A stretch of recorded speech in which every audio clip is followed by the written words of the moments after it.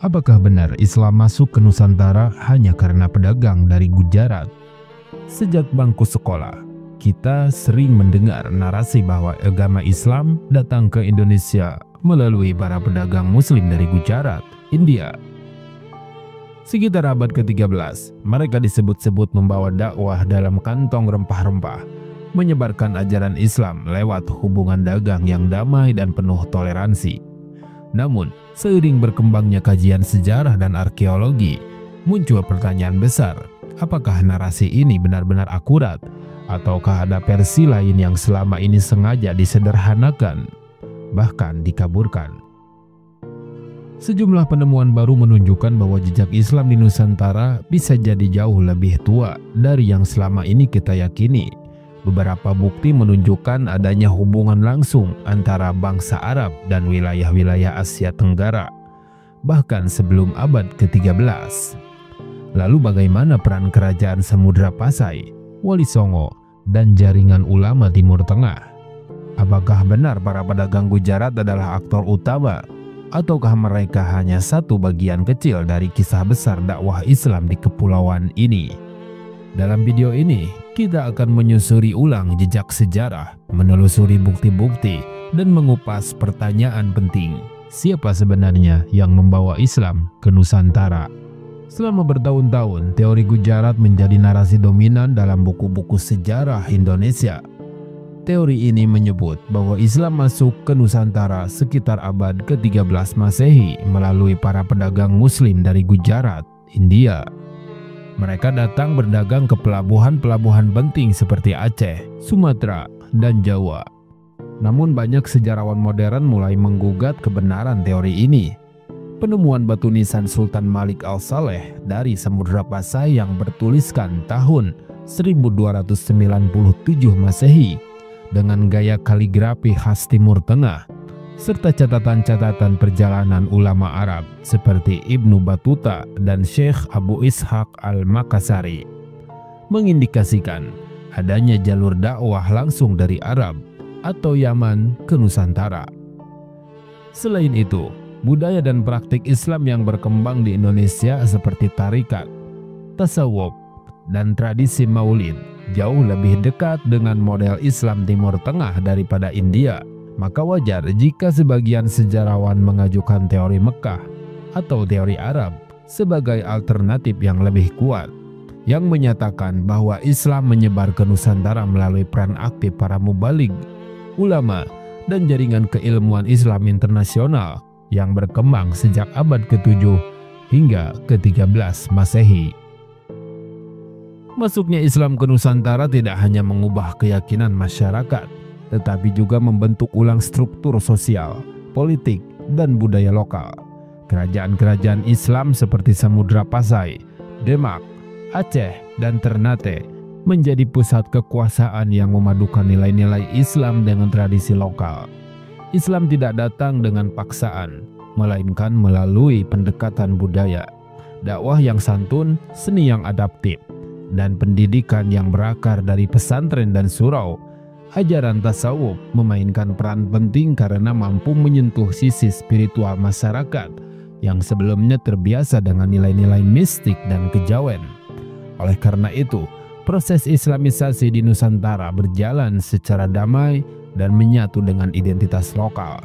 Terlihat dari bagaimana budaya Jawa, Melayu, dan Bugis tetap bertahan sambil mengadopsi nilai-nilai tauhid. Bahkan dalam arsitektur, seni ukir, sastra, hingga sistem pemerintahan, pengaruh Islam terasa kuat, namun tidak mematikan unsur lokal, justru menjadikannya lebih bernilai universal. Peran-peran ulama dan jaringan dakwah internasional dalam menyebarkan Islam ke Nusantara. Salah satu aspek yang sering dilupakan dalam narasi masuknya Islam ke Nusantara adalah peran besar jaringan ulama internasional yang tersebar dari Timur Tengah hingga Asia Tenggara. Sejak abad ke-7, para ulama dan saudagar dari Hadramaut Yaman, Mesir, hingga Mekkah telah menjadikan pelabuhan-pelabuhan di Nusantara sebagai bagian dari jalur dakwah dan perdagangan mereka. Ulama-ulama ini tidak hanya membawa barang dagangan, tetapi juga membawa ilmu, silsilah sanad, dan tradisi keilmuan Islam yang kokoh. Bahkan beberapa tokoh penting dalam sejarah Islam di Nusantara seperti Sunan Giri, Syekh Yusuf Makassar, hingga ulama-ulama Aceh diketahui pernah menimba ilmu di Timur Tengah sebelum kembali berdakwah di tanah air. Hubungan erat antara pesantren di Nusantara dan Haramain Mekah Madinah menjadikan Islam di Indonesia terhubung langsung dengan pusat peradaban Islam global. Hal ini memperkuat argumen bahwa penyebaran Islam di Nusantara lebih bersifat transnasional dan spiritual, bukan semata karena transaksi berdagang.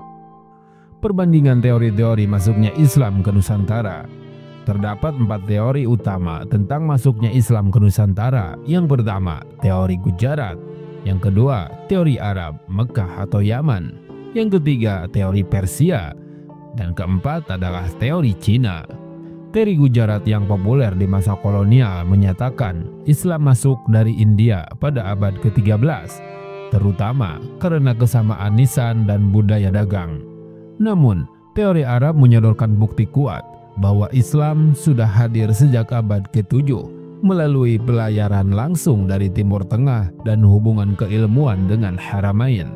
Teori Persia mengaitkan penyebaran Islam melalui pengaruh budaya Syiah seperti peringatan Asyura dan seni-seni Islam Persia yang ditemukan di Aceh dan Sumatera.